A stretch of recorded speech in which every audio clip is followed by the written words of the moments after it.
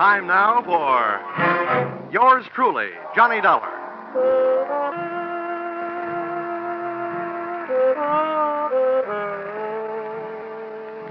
The next half hour has its baggage packed to take a trip with America's fabulous freelance insurance investigator, Johnny Dollar. At insurance investigation, he's just an expert. At making out his expense account, he's an absolute genius.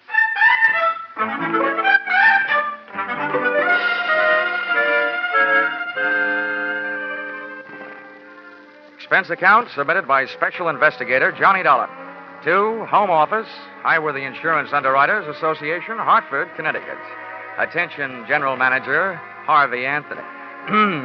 Dear Mr. Anthony, here is your problem. The following is an accounting of my expenditures in the case of the $100,000 legs, or who put your company out on the limbs.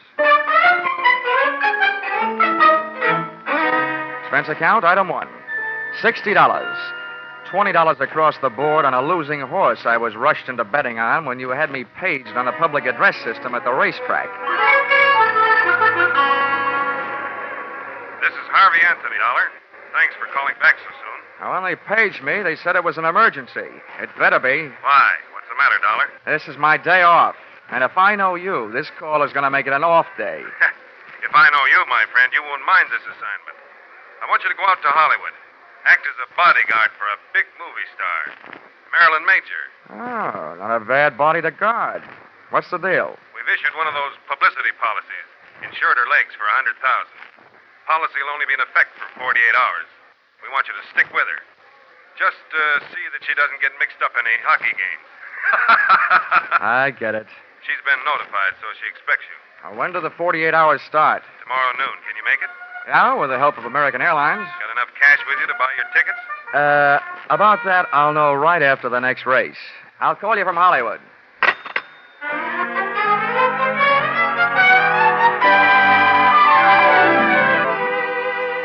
Expense account, item 2, $10. Borrowed from a friend. Taxi fare from the racetrack to town, where I cash check to pay, item 3, $186.13. Plane fare, Hartford to Hollywood. Item 4, $350. Cab fare, Los Angeles Municipal Airport to the home of the insured, Miss Marilyn Major, at the Horizon View Apartments on the Sunset Strip. Tip to driver, $1. Miss Major's apartment had the best view of the horizon, it being the penthouse. But her outlook was anything but rosy. I found the apartment door open. First I looked in, then I went in.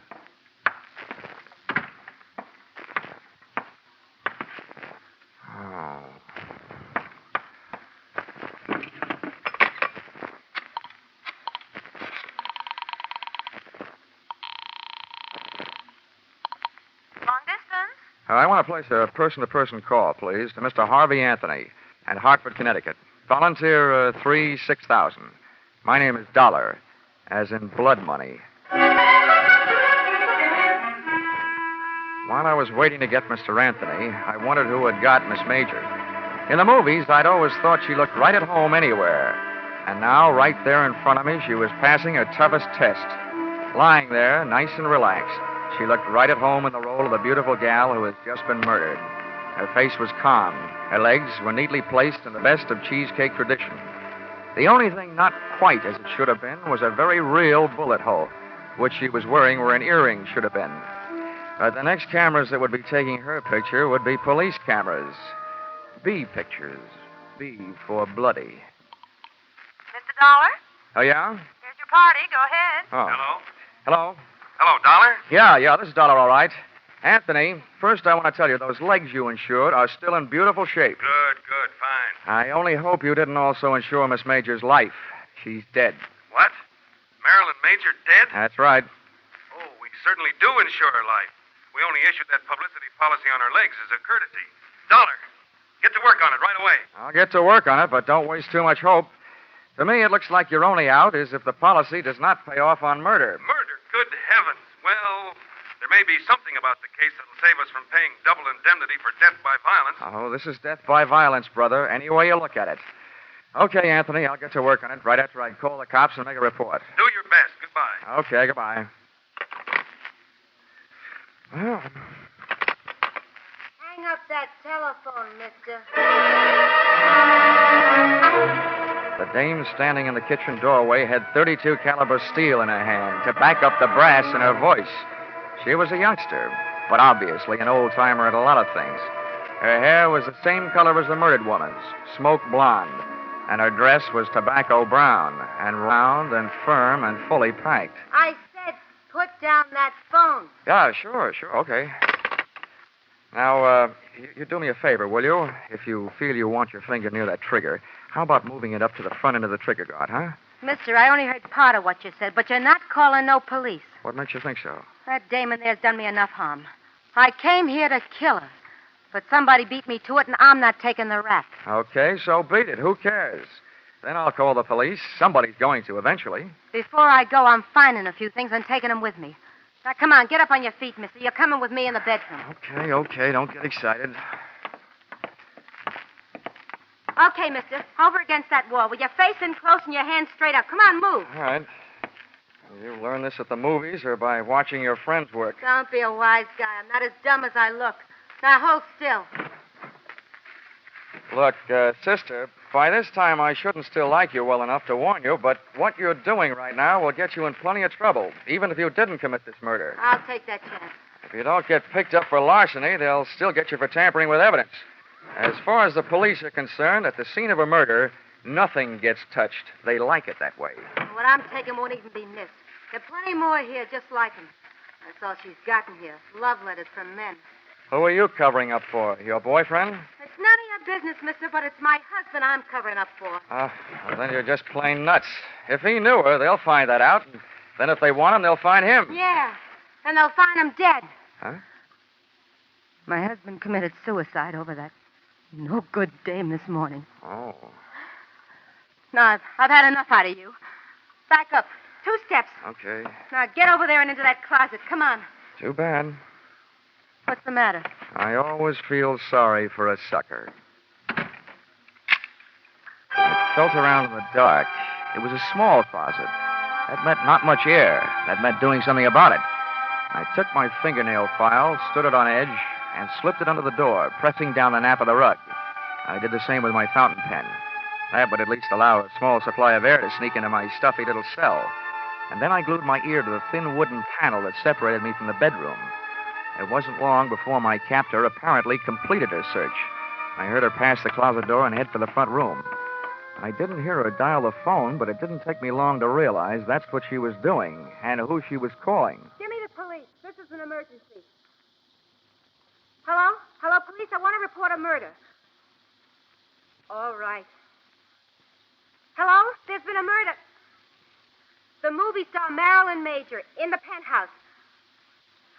The Horizon View apartment on the Sunset Strip. Never mind who I am. I've caught the murderer. You'll find him locked up in the closet. From the moment she hung up, I could only guess what was happening. I heard a man's footsteps rush in, and then his voice. Blackmail me, will you, you cheap little dog? That's what I'm paying you for these letters. Now I'm taking them with me. I didn't think I had the time to spend picking the lock on the closet door, so I started kicking. The girl who had just tried to turn me into the cops was lying on her face in front of the telephone stand, and a covey of bullets had turned the brown silk on her back into wet red lace. She'd been shot in the back. And if she'd succeeded in finding her letters, her killer had taken them with him. I made a quick search myself and took a look through the remaining sets of letters. One from a guy who signed himself Baron, and the other one from a guy whose autograph read, "With all my love, Lawrence." My instincts were trying to pull me out of that apartment, but one look down the street threw them into reverse. Black and white prowl cars were arriving, and it was less than another minute when their passengers started pouring out of the elevator and through the front door. All right, watch out. I'll take it. All right, come around. It's in the bedroom closet, boys. Make sure you don't stand in front of that door. Okay, Lieutenant. Never mind the closet, Lieutenant. It's empty. I kicked my way out. All right, let's see your hands. Get them up. I swear I'm going to buy some stock in a gun company. Everybody's got them. Miller, get around behind him. Check him for weapons. Yes, sir. He's clean, Lieutenant. Okay. Who are you? Johnny Dollar. And if you lend me back my right hand, I'll give you my ID. It's in my wallet. Keep him up. Miller, get his wallet. Yes, sir. Here it is. Insurance, Dick, huh? Please, I'm a freelance special insurance investigator. It sounds better. Keeps my price up. Hartford, huh? Well, what's your story? Well, first, I'd like to go on record as saying I didn't commit either one of the murders. Either one? What are you talking about? Well, this one here is the girl who phoned in the report that brought you here. The one she was talking about, Marilyn Major, is lying just as dead on the floor in the bedroom. Miller, get in there and take a look. Yes, sir. While he's looking, you keep on talking. Okay, I'll start from the beginning. I was sent out here by Highworthy Insurance. They just issued a policy on the legs of that dame in the other room. $100,000. Publicity stunt. I was supposed to protect their interests. What do you mean by that? Well, what do you think? I was supposed to see that she didn't attempt any Hindu fire dances or try walking any tightropes during the next 48 hours. Well, your worries are over in that department, at least. What else? When I got here, the door was open. I walked in and found her, dead. Any way to prove that? Any witnesses? Just one. She's lying there behind her. Uh-huh. Over the phone, she accused you of the murder. That's the wrong kind of a witness. No, Lieutenant. The wrong kind of dame. She knew I didn't do it. She was somewhere in this apartment when I arrived. Then why did you say it? I can hardly ask her. Listen, Lieutenant. She did tell me that she came here to get some letters. Her husband had written them to the major dame. She said she was trying to protect him. From what? Who knows? Maybe she just wanted him to rest in peace. The guy committed suicide this morning. We can't check your story with him, can we? You've got a lot of dead friends. How did this one here get that way? I'm not sure. While I was in the closet, I heard her call you. And then a man came in and yelled something about blackmail at her and shot her. And naturally, he had disappeared by the time you kicked your way out of the closet. That's right. This story of yours may win some kind of a prize dollar, but not for me. I'm not a judge. That's one thing in my favor. Hey, Lieutenant, I got something. The dame is dead, all right. And look what I found in that closet. A fingernail file, a fountain pen with a name on it, Johnny Dollar, and a .32 caliber revolver jammed in a shoe. Well, Dollar, that combination puts you in a kind of jam, too. Look, Lieutenant, I think I can make you see things my way if you let me go through my story once more. I was sent out here by Highworthy Insurance underwriters.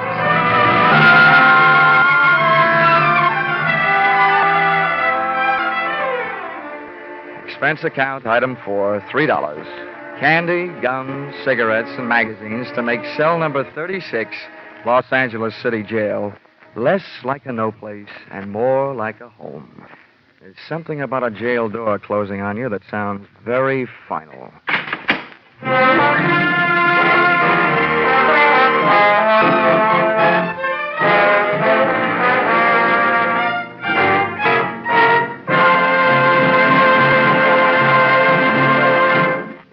In just a moment, we'll return to the second act of Yours Truly, Johnny Dollar. And now, back to Yours Truly, Johnny Dollar.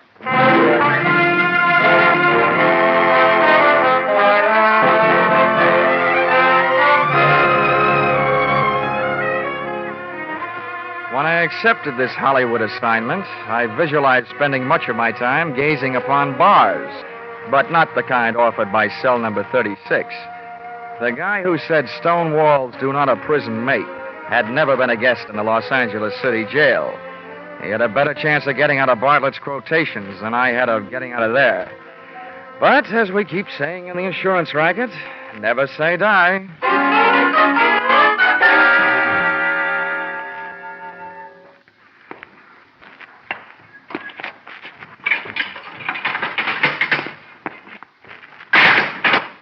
Well, Lieutenant Roach, what are you in for?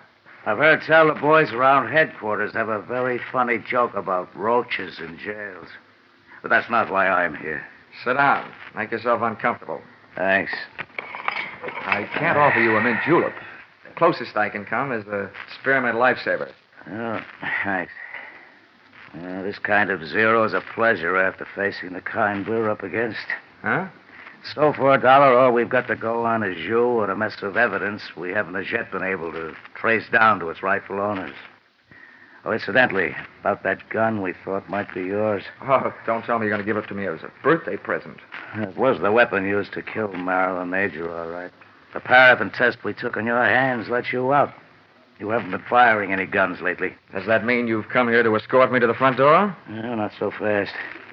We do want to know what your fingerprints were doing all over those 2 bundles of love letters we found. I'm going to have to learn to pick things up with my knuckles. Lieutenant, I just had a natural curiosity as to who killed the cat. The only difference between us, Roach, is that your curiosity is official. How far did you get? Not far enough. Didn't take much figuring to know that Miss Major has been playing a high-class badger game. All the perfume in the joint couldn't cover up the smell of blackmail. On top of that, we found the 2 batches of letters that you'd been messing around with. One signed Barron, the other signed Lawrence. Those, the fire department should be handling. Oh, yeah. Oh, and remember, there's probably a 3rd set floating around. Why do you say that? Well, I'm not an eyewitness to this, only an ear witness. But from what I could hear inside that closet, the dame who came there looking for her husband's letters found them, and she called you to turn me in. Mm-hmm. On her way out of the apartment, some guy came in, mistook her for Marilyn Major, and shot her in the back. When I kicked my way out of the closet, those letters of hers were gone. So, figures the murderer grabbed the letters out of her hand, thinking there was some he'd written. Uh-huh. Then in your file, the killer was either that Barron fellow or the other one, Lawrence. Lieutenant, in my file, they're both murderers. It's just a question of who killed whom. The guy who killed Marilyn Major certainly wouldn't have come back to kill her again, would he? In this town, you never know. Look, Lieutenant, I got a 2-way stake in this thing. One, to get my name cleared. The other, to get my job done. And I'm in a hurry. I imagine you are, too. Well, Marilyn Major was a big name. That means we'll soon have newspapers burning under our seats. We're in a hurry, all right. Okay, then listen. If I were either one of those murderers, and I know that the police probably had a handful of letters that could send me to the gas chamber, I'd head for the border. Yeah? But if I thought an outsider had them, somebody they might be able to buy off or scare off or beat off, then I'd go find that guy. Well? Let's bring this thing to a head in a hurry. Run a story in the papers. Tell them you released me. Tell them I escaped. Tell them anything. Just so long as you tell them that you suspect that I have those letters hidden someplace. Well, if you don't mind taking the chance of having 2 murderers gunning after you, we certainly don't.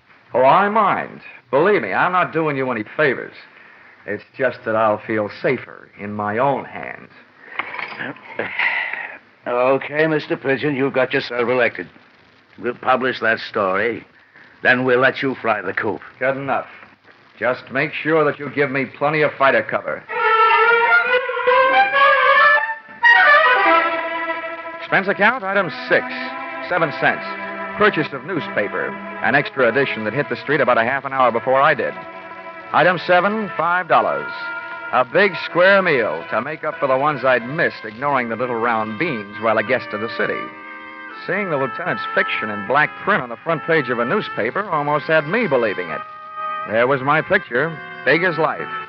And when those birds set up a pigeon, they made sure everybody would know the location of his roost. Firmly planted high in the story was the name of the hotel into which they had registered me, and to which I was under orders to proceed immediately.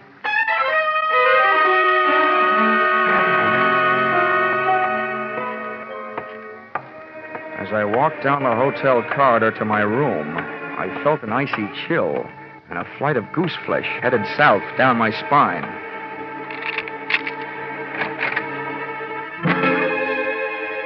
Come in, darling, and close that door. I expected company, but not your kind. At first, I thought I'd gotten into the wrong room. This kid looked right at home. And she used some of the clothes from a half-packed overnight bag to make her look it. Oh, you're Johnny Dollar. Yeah, thanks for saving me a calling card. Who are you? Alice Hill, Oh, that doesn't mean anything. otherwise known as Mrs. Lawrence Hill. Oh, Lawrence. Oh, the last time I saw that name, it said with love, but not to you. That's why I'm here. I want those letters. Why aren't you carrying a gun? It'll be here if we need it. We? Yes. My husband's down in the lobby. Look, if you give me those letters he wrote, I'll pack up my little bag and leave, and everybody will be very happy. Yeah? I think I know the next line, but go ahead. I hope you keep on being that smart. My husband was watching for you when you came in, so he knows you're up here.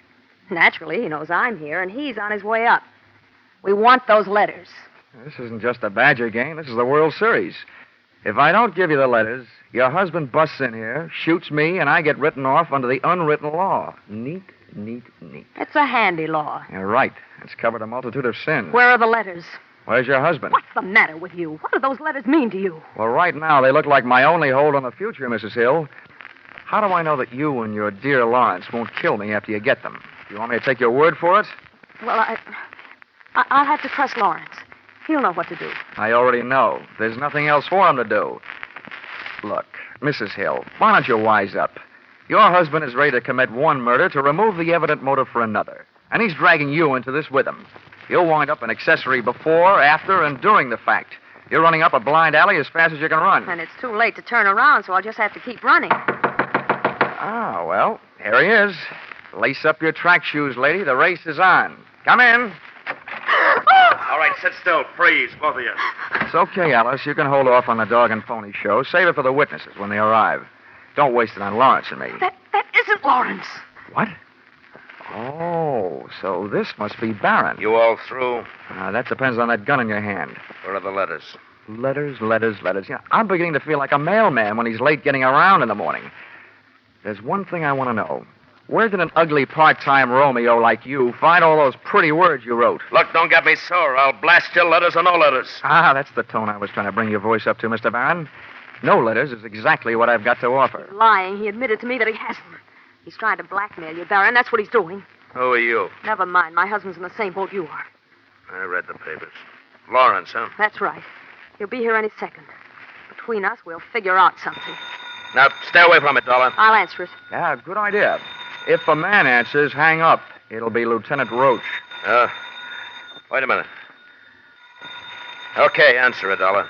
Yeah. But the first wrong word fires this gun. Oh, you can believe me. Nothing but right words are on the tip of my tongue. Hello? Whoever was on the other end of the line decided not to talk and hung up. So I started an imaginary conversation with Lieutenant Roach of Homicide. While I was talking, I was thinking. Barron's voice was the voice I'd heard when I was locked in the closet. That made him the guy who shot the girl who turned me in. By the process of elimination, Lawrence Hill was elected murderer of Marilyn Major. During my talk, which made no sense, and my thoughts, which made plenty of sense, I was checking the length of cord on the phone. I needed Barron a little closer, so I started tossing enough dangerous words into the mouthpiece to draw him closer, threatening me with his mutters, his looks, and his gun. He moved into range, and I moved into action. I heaved the base of the telephone straight into his face. I moved in with my knee right after it. I stumbled back, letting go of the gun, which I kicked under the bed. Then I made a break front out of the dresser next to the bed, using his head to break the front. The water from the cracked-up pitcher hit him in the face, but it didn't do him any good. Hey, get out from underneath there. Get away from that gun. Come on. Well, I got a hold of your ankles. I got a good mind to do this thing right and heave you out the window. Let go of me. Come on now, stand up. You. All right, how much do you want? We don't want any trouble. Just let me out of here. We'll pay you anything. My husband's an important man. So am I. I've had all the pushing around I'm going to take. From now on, I'm the dealer, and your hand is to shut up. All I want to do is get out of here. Oh, no, you don't. I baited you. You tried to bait me. Now we'll both sit here and bait your husband. That must have been him that called this room and hung up when he heard my voice. One thing I didn't bother to tell you. Your husband couldn't have known I was up here until then, because I came in the hotel the back way and came up here the back way. Elevator and all. What do you mean? You baited me? Why do you think the police put my name, my address, and my picture in the newspapers? To draw autograph owners? Oh. Oh is right. Now get over there in the corner while I retrieve Mr. Barron's gun from under the bed before some mouse crawls out of the woodwork and tries taking a shot at me. Go on, get going. Turn around. Okay. Now, if you don't want me shooting runs in your stocking, don't make a move while I'm under the bed. I feel like something that old maids hope for. Lawrence! Where is he? On the floor. He's got a gun. Shoot him. Kill him under the bed. No, Lawrence, not him. Don't worry. He's under the bed. Under the bed and taking no chances.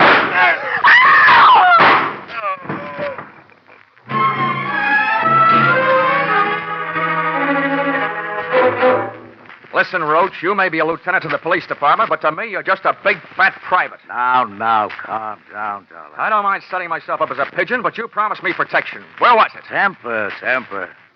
Now, who's who here? Let's get these stiffs sorted out, then we can talk. There's only one stiff. The other one, the one near the door, is Lawrence. He's only wounded. I had to shoot his pins out from under him. He came crashing in and killed Barron by mistake. That's Barron over there by the bed. Ah, another case of mistaken identity? How'd he miss you? I happened to be under the bed at the time. Oh. And I wasn't hiding. No? I was looking for a gun, and I found it, and I used it. And if I had one right now, I'm not so sure I wouldn't use it on you. You still haven't told me why you left me here alone, holding the sack all this time. I'll tell you why. And I guess it was our fault. The men I had posted in the lobby didn't see you come into the hotel. Well, how do you like that? Johnny Dollar, wise guy. Huh? Lieutenant, I got some news for you. Just to make sure I was taking no chances, I came in the back way.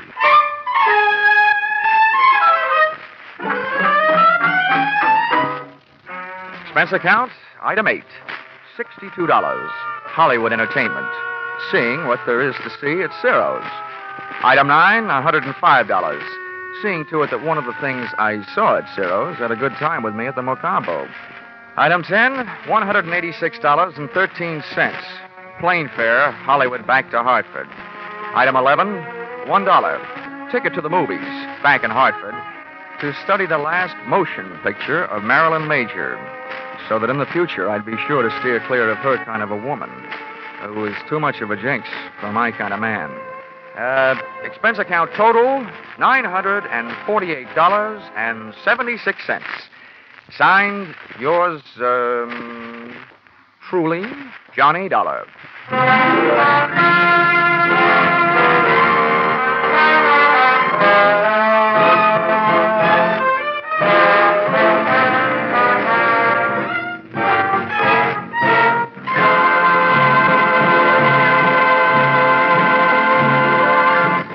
In keeping with the Easter season, you'll hear a different kind of story on CBS Gangbusters tomorrow night. The authentic story of a former gangster's fight to go straight, broadcast in cooperation with outstanding parole authorities. You'll find this Easter Eve Gangbusters drama as gripping as any program CBS has ever brought to you.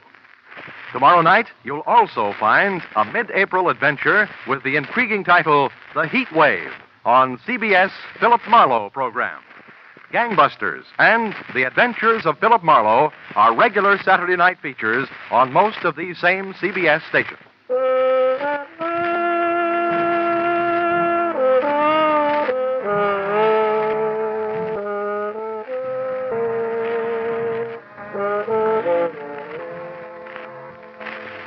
Listen in again next week when CBS brings you yours truly, Johnny Dollar, with Charles Russell as Johnny. Written by Paul Dudley and Gil Dowd with music by Mark Warno, yours truly, Johnny Dollar, is produced and directed by Richard Sandville for CBS, the Columbia Broadcasting System.